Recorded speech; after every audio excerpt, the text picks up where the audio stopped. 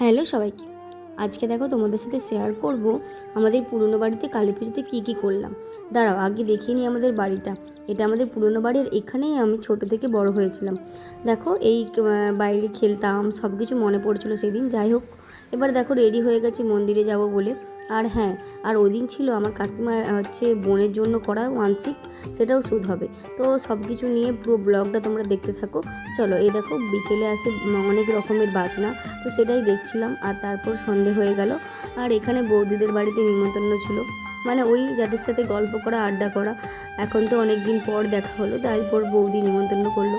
দেখো এখানে গুড় পিঠা, তারপর হাটিসাপটা, বিভিন্ন রকম পিঠে বানিয়েছিল। আর অ্যাকোয়ারিয়ামটা আমার দারুণ লেগেছিলো, এমনিতেও আমার অ্যাকোয়ারিয়াম খুব ভালো লাগে। তারপর বৌদি দিল পিঠা, এবার সবাই মিলে আড্ডা মারছি, গল্প করছে আগের মতো, আর পিঠে খাচ্ছিলাম। তারপর এই করতে করতে সন্ধ্যাটা কীভাবে যে কেটে গেল। আর তারপর এই যে বাড়িতে এসে কাকিমার ওই যে ছিল, বাড়ি থেকে নিয়ে যাওয়া হবে ঢাক বাজিয়ে মায়ের কাছে, বাকি ডালাটা দেওয়া হবে। তো বোনের জন্য মানসিক, তো বোনও একদম রেডি হয়ে গেল। তো সবাই মিলে একদম বাড়ি থেকে বেরিয়ে মন্দিরের উদ্দেশ্যে যাচ্ছিলাম।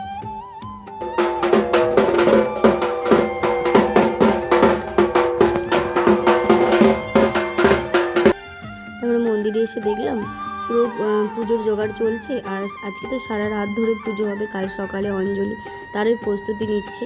আর অনেকেই রাত জেগে থাকে, আমার কখনোই সম্ভব হয়নি। আমি যখনই চেষ্টা করেছি, ওই সেদিনও জেগেছিলাম রাত্রি 1টা-1:30টা পর্যন্ত, তারপরে ব্যাস আবার ঘুমিয়ে গেছি।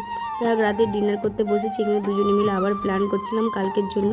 কালকে কি করলাম সেটা আবার পরের পার্টে আসছে। তারপরে এখানে খাওয়া দাওয়ার পর্ব শেষ করছিলাম। আর তারপর এত ঘুম পাচ্ছিল, ভাবছি আজকে দিনটা হয়ে গেল। দেখো আর চোখ মুখের অবস্থা দেখে বুঝতেই পারছো। চলো বাই, এর পার্ট 2 নিয়ে আসছি শীঘ্রই। ততক্ষণ সুস্থ থাকো, ভালো থাকো, টাটা।